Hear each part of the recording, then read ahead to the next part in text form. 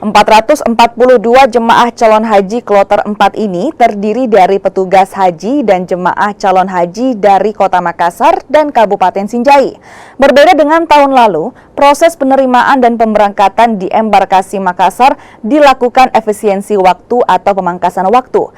Jika untuk penerimaan jemaah calon haji biasanya membutuhkan waktu hingga 2 jam 30 menit, kini dipangkas menjadi 1 jam 40 menit. Begitupun untuk pemberangkatan, jika biasanya memerlukan waktu hingga 5 jam, kali ini menjadi 3 jam 30 menit.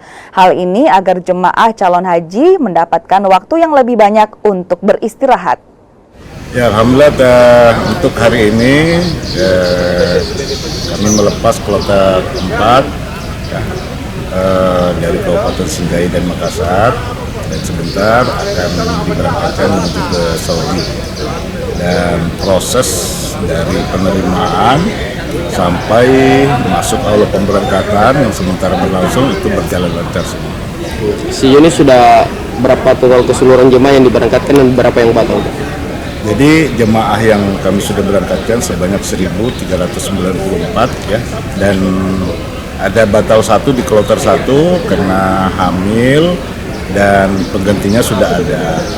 Yang satunya ada umur vaksinnya belum cukup ya. Jemaah tersebut ditunda untuk diberangkatkan di kloter selanjutnya.